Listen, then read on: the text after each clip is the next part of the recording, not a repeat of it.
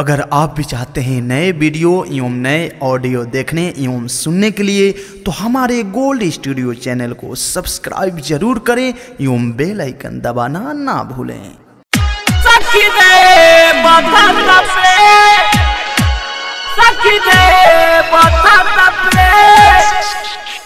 अनि जब गावा ना हो धाबे फुलावा ना हो लाते बिटोर देला ओढ़ना बिछावा ना हो। अनि जब गावा ना हो धाबे फुलावा ना हो लाते बिटोर देला ओढ़ना बिछावा ना हो। लेके बकुइया सुताई के भुइया हमारे ला धो धो के घेर सखी रे बथता पे सखी रे बथता पे सखी रे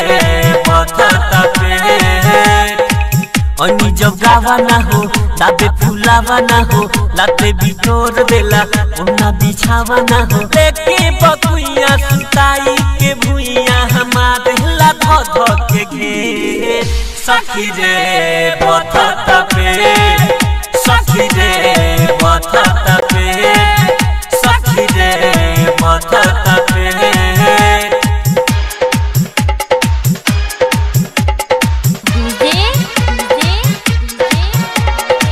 अरुण बाबू गोपालगंज चढ़ के ऊपर जब मारे दम हो तोहरे लगे ये सखी हम हो। अरुण बाबू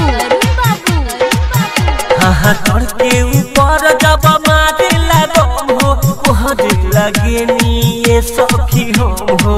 मन जब हक जाला सफा सनक जाला ओकर रहन देखी हमर धनक जाला। फिर जब खानी त करेला हानि चली त होला सखी सखी रे बथता पे सखी रे बथता पे सखी रे बथता पे।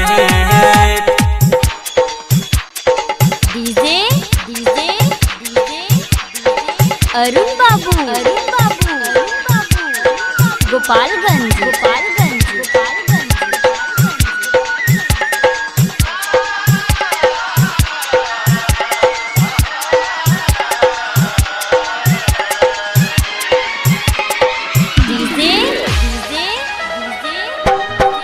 अरुण बाबू गोपालगंज शुरू करे पहले अंगुरी से छूके धरे रफ्तार तो कबो ना रुके। अरुण बाबू माई शुरू करे पहले अंगुरी से छूके धरे रफ्तार तो कबो ना रुके।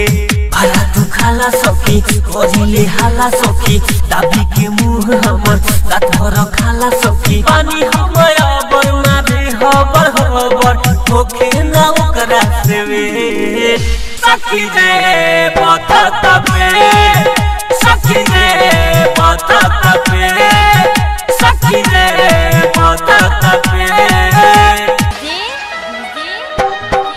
अरुण बाबू गोपालगंज निर्मल जोगेश कथी कहीं विशाल हो लागे लागू लाट दी हमर बाल हो।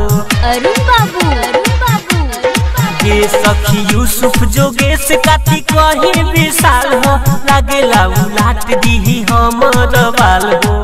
पंकज सोनी संगे सुनो संतोष हो मुकुन मरी के हम दिही का दोष हो। मिस मिस के गाल हमर कदे तलाल ओ करे के जगह पर बाई सखी रे बथता पे सखी रे